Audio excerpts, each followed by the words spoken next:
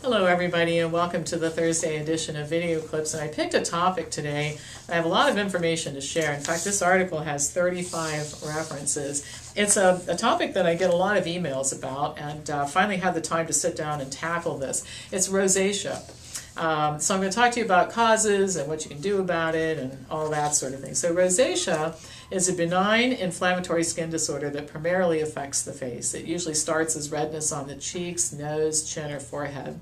Over time, as the condition alternatively flares and goes into remission and then flares again, the redness becomes worse and more persistent, and blood vessels can become quite visible in the affected areas.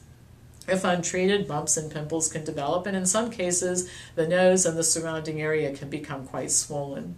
Burning and stinging sensations in the face are secondary features along with edema. The skin in affected areas can thicken and enlarge due to the excess tissue. Rhinophyma refers to the growth of the nose and the development of puffy cheeks that can accompany rosacea. For some patients, the eyes become irritated and appear watery or bloodshot. Rosacea is more common in women, but symptoms tend to be more severe in men, and it generally will get worse with age. There are some famous people who've suffered with rosacea, and two that I'm sure you've heard of are former President Bill Clinton and W.C. Fields.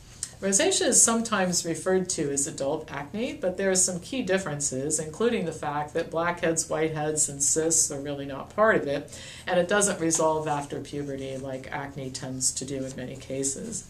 The diagnosis is based on clinical features of the disease because there are no biopsies or blood tests that confirm it. Misdiagnosis is common since the butterfly rash associated with lupus is often confused with rosacea. Furthermore, both are conditions associated with inflammation and are characterized by sensitivity to sun and heat, and both are associated with autoimmune disease. So they have enough in common, both in appearance and the types of conditions and sensitivities that people have, that they're confused with one another. Analysis of data for 6,759 patients with rosacea and almost 34,000 patients without it from the Danish National Patient Registry show a clear relationship between rosacea and autoimmune disease. Women with rosacea were 1.65 times more likely to have multiple sclerosis, a little over 2 times more likely to have celiac disease and or rheumatoid arthritis, and over 2.5 times more likely to have type 1 diabetes than women who didn't have rosacea.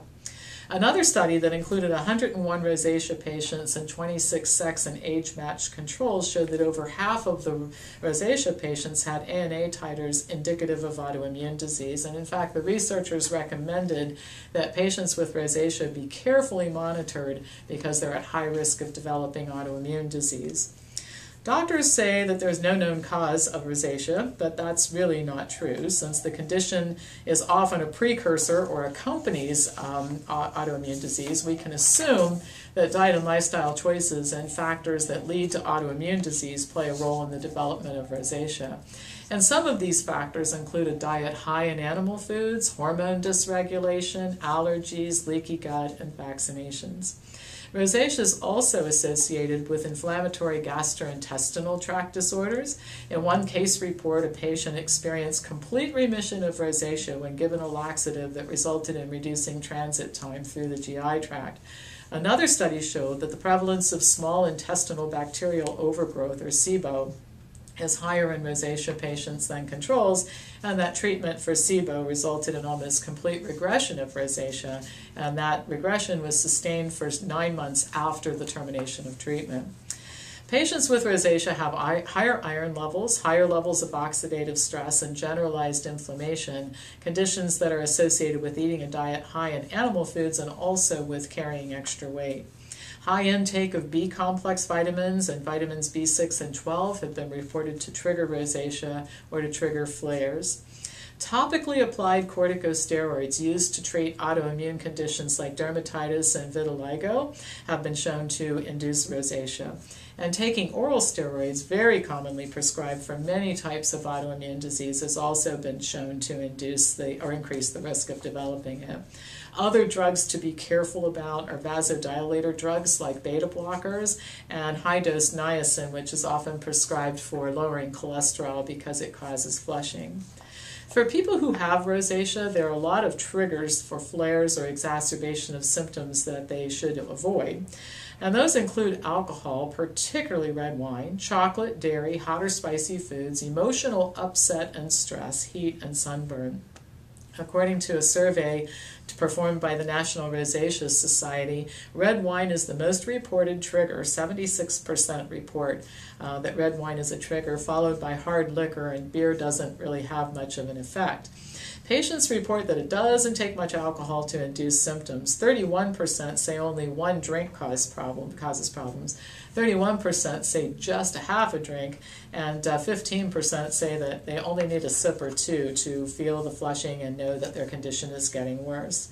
Additionally, 36% of patients report that symptoms are triggered by cayenne pepper, 34% report red pepper, 18% black pepper, 9% white pepper as triggers. And then citrus fruit and tomatoes are commonly cited as triggers as well. The temperature of food and beverages seems to matter. Heat is a particular problem. So a lot of patients are told to avoid caffeine, but it may be that so many caffeinated beverages are served hot or warm, and that is the problem, not the caffeine itself. Traditional treatments for rosacea include oral antibiotics, topical antibiotics, sulfa-based washes for the face, Accutane, antibacterial washes, lasers, and pulse light therapies. These sometimes have a positive effect on symptoms, but they don't work in the long term because they don't address the underlying cause of the condition. And I was able to find a lot of studies that evaluated these things, but they were the types of studies that lasted for 2 weeks or 4 weeks and not a lot of follow-up, and I didn't really see anything that addressed the fact that rosacea is a condition that develops and should be a warning sign, hey, autoimmune disease can follow. And so no wonder it doesn't work so well, these types of treatments, because they, if anything, would make the risk higher for developing autoimmune. So here's the better option for treating rosacea. Let's get to the cause, particularly causes associated with the development of autoimmune disease, because the two issues are so closely related. This includes adopting a low-fat, plant-based diet, which has been shown to reduce inflammation and improve symptoms for autoimmune patients. Restriction of both dairy and high-gluten foods has also been shown to help.